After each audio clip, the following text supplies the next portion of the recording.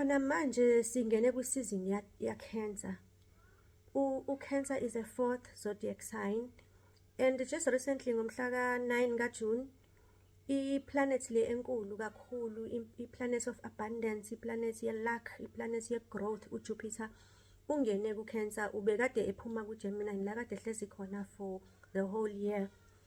uJupiter mayengena ku-Cancer ngomhla ka-9 ungene kwi-sign ayithandayo la efike khona expande kakhulu, abe happy. Ama-characteristics akhe lawa e-growth ne-expansion ne-abundance aye akhululeka, asebenzele kakhulu uma lo Jupiter engene lapha wahlala ku-Cancer. Nakhona uzohlala for the whole year, uzoba nayo i-retrograde, yes, but we can deal with that on another video. But uzohlala until July, I think, because uhlala kwi-zodiac sign A1 for 375 days. At the moment we are dealing with Jupiter, we are all happy. For me as a Gemini, uJupiter behleli nathi ka-Gemini for the whole year lo esidlule kuwona. Besi happy nathi ke because thina ke abantu baka-Gemini uJupiter sinale relationship yokuthi uGemini is ruled by Mercury, and then uJupiter is ubaba ka-Mercury. Kahle kahle is a stepfather ya Mercury, but that is a mythology, we can get to it some other time. So in as much as besi happy thina baka Gemini, but uJupiter uya expand izinto, kanti thina baka Gemini njengoba sirule Mercury ehambisana ne-communication, yabona, nezinto ezisheshayo futhi uJupiter ubuya didiseke because izinto zethu zishesha kakhulu thina. We are all over the place thina baka Gemini, we can do 1,000 things thina at one time. So bekukhona lokho, kodwa besi happy nathi, besi happy, but angeke size sibe happy njengo Cancer. We are all excited because abantu abazobenefita is not only abantu baka Cancer, sizobenefita sonke ngalento ezokwenziwa uJupiter uma ela ku Cancer. I think ama-seasons empilo ahambisana kakhulu nalezi zinto ezenzeka emkhathini. So ke njengoba uJupiter ehleli la ku Cancer for the whole year, I mean usanda kungena nje nathi sisabukela ke, and manje ngomhla ka-June 21 i-Sun ingene ku Cancer nayo. Yafica uJupiter elapho i-Sun, kanti no-Mercury ukhona lapho, and then ke no Cancer bonke balapho ngaphakathi. So I mean it's good times. It's good times because ngomhla ka-25 kaJune kuzoba ne-new moon ezobe ilapho khona ku-Cancer.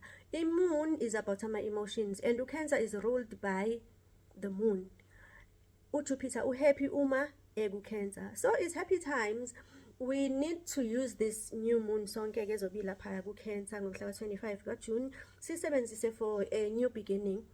Siqale izinto ezintsha ngaphakathi empilweni zethu masikhuleka, mhlambe futhi uma sithandaza, sicele isiqalo esisha, sicele futhi ukuthi uJupiter asibheke nathi, aphenduke abheke ngathini ukuze akwazi ukuthi ayiphendule ama-intentions wethu when we meditate. uJupiter lona is a very big planet eza ne-abundance empilweni zethu. Uma around ama-zodiac sign ufike enza izinto ezingafani.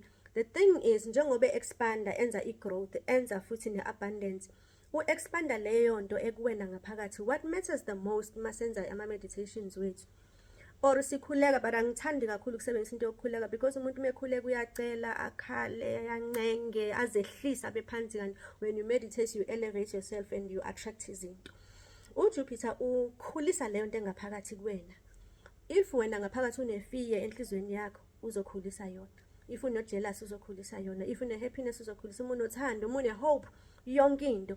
I think masingase so-understande wonke ama-planets ukuthi asebenza kanjani, if es-affecta yini eyenzekayo kuthina, then we can be in a position ke to better reap the rewards from lama-planets lawo nama-energies wawo. Each time emove engena kuma-zodiac sign wethu, maningi ama-positions amakuwona ke, sometimes abakwi-opposition or sometimes abaku-sextile, which is a very good position ongakwazi ukuthi uchannele naleyo planet and reap those rewards. Sometimes mhlambe abe ku-square, i-square asikho right, shame, because i-square siwu-90 degrees and senza ukuthi lama-planet alwe, same like i-opposition, because i-opposition is like a straight line, enye idonsa ibheka le, enye idonsa ibheka le. So uma ama-planets elwa ngaleyo ndlela, it's more like they rip you apart. Izinto ezifana nalezo I think kumele ukuthi sikwazi ukuthi siyifunde bese sizihlanganisa ne-spirituality sethu or maybe ne-ancestral practice yethu ake ngibeke kanjalo, because for me umuntu odila nezinto zasemsamo zedlozi, I find ukuthi when you combine these two methods, I mean, you get a better idea yokuthi what is happening in your life emsamo nasemhlabeni, because I mean ngeke uze uphile emsamo kuphela.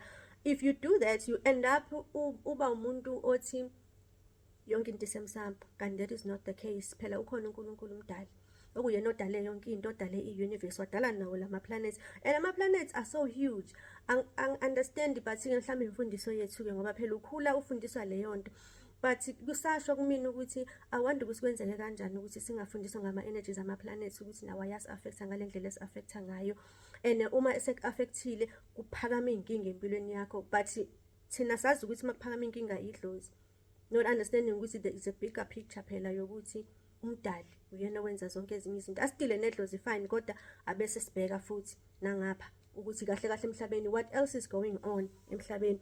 I think I digressed right now, but what I wanted to say into yokuthi nje kune new moon, let us use this new moon ezobe ngomhla ka-25 kaJune 2025, sisebenzise to our advantage with the knowledge yokwazi ukuthi there's something eyenzekayo ku-Cancer, and u-Cancer is a very mothering zodiac sign, which is a very loving and emotional zodiac sign. Bonke abantu baka-Cancer bama-go-getters, you know, basazi story sabo, and they go and get what they want, even though be ruled kakhulu by ama-emotions, because immune, that is what it's all about.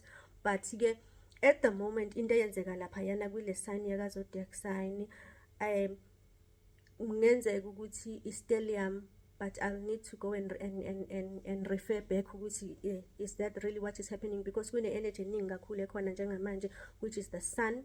Njengoba sisho ukuthi i-period ye-zodiac sign yakwa-Cancer, sithi abantu bazalwa ngo-Cancer isikhathi ama-birthdays abo, it's because the sun is going to be there for the whole 30 days, I think, yes. And then i-moon ilapho manje, njengoba iyo-creator i-new moon izodlula-ke, kodwa phela i-full moon izobe isikwenye i-sign in 2 weeks time. Kukhona no-Mercury lapho omuvile nayo kade la ku-Gemini wamuva waya ku-Cancer, and then bese kuba khona uJupiter is gonna stay there for the whole year, so prepare yourself ukuthi uzosebenzisa-ke lo Jupiter olaphaya. But at the moment let us deal with i-new moon, and then we will see about the full moon in 2 weeks time.